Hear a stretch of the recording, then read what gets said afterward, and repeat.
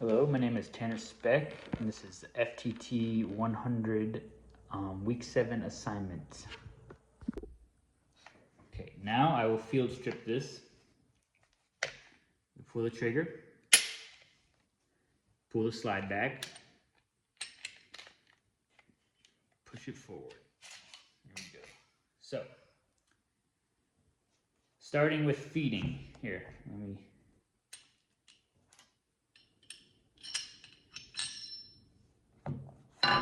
When a bullet is being fed, it is being pushed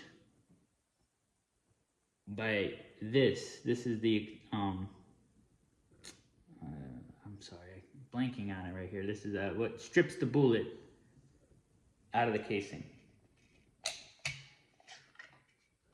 And it'll strip it, it'll be pushed up this ramp here and be fed into the chamber. And then for firing, this is your trigger. You know, that's what you pull. The firing pin, when you pull the trigger, here, you pull the trigger, the firing pin is activated and it is released, making contact with the primer. After it is shot, the recoil spring is taking up all of that recoil from the shot, and it is pushing it back, locking it in place. So this will, once it goes back, this will go back, and then that spring pushes it forward, locking it back in. Okay, so I am going to demonstrate now. As you can see, there's no ammunition anywhere. Let's check the magazine here. There's nothing in there. Make sure this is cleared. Visually inspect it. Point in a safe direction. Shoot. And we are ready to demonstrate. All right. I'm on my kitchen counter today. We're moving, so please forgive me for that. And also, my last project was for my other course was removing bullets from the casing.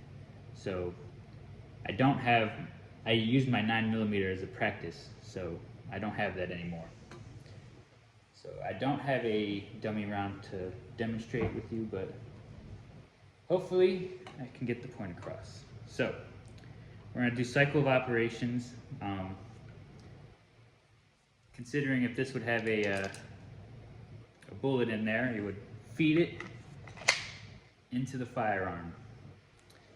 Once it is fed, you would pull the slide back.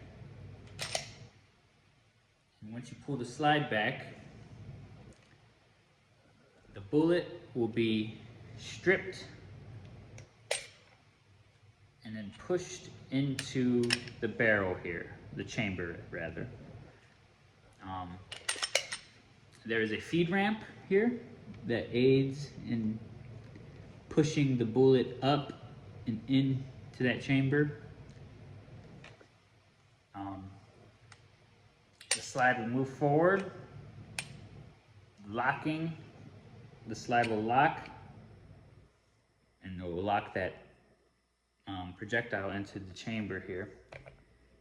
And then you're ready to fire. So you would pull the trigger,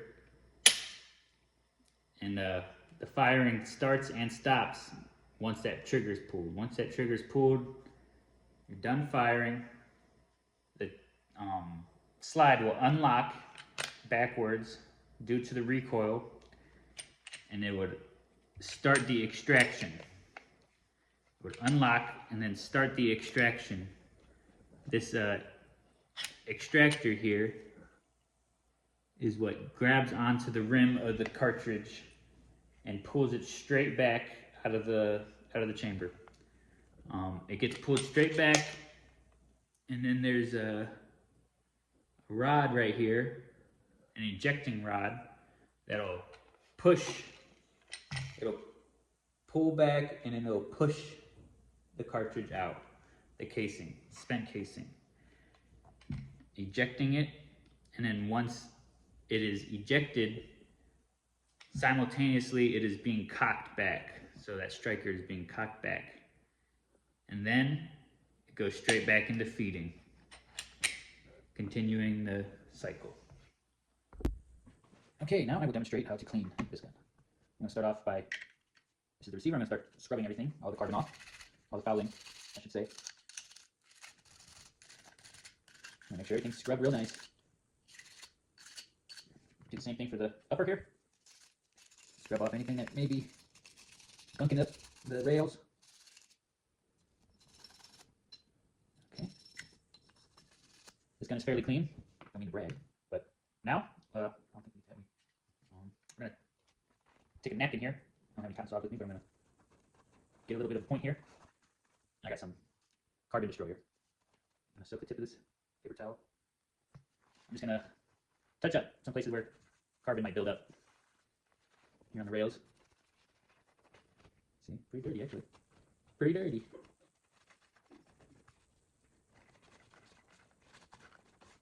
Okay, let that dry. Do the same with the barrel. Get some of that solution on there and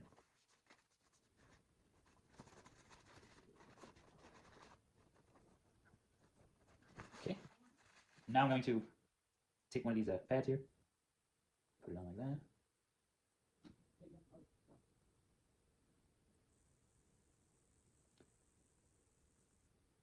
For this first one, I'm going to put a little carbon destroyer on here.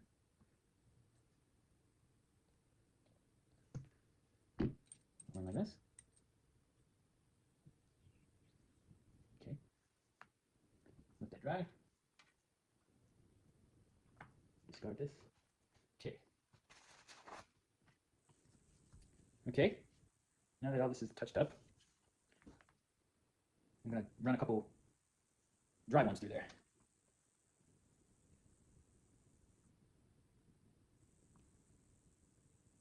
Okay.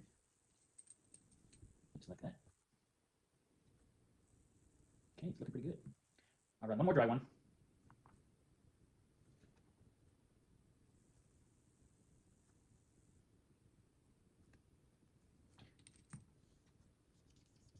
Okay, looking good. This is coming out clean, nothing on there.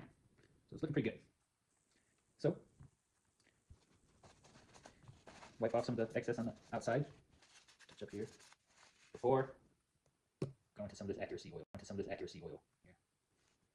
Now, for when I lube my Glock, I usually lube.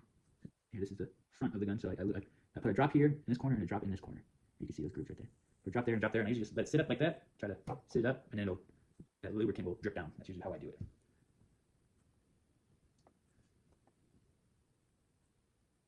Okay. I'll put one of these dirty paper towels here so it'll stop up any drippings. Hopefully that stays standing. It might fall. But I also like to add a little to the barrel.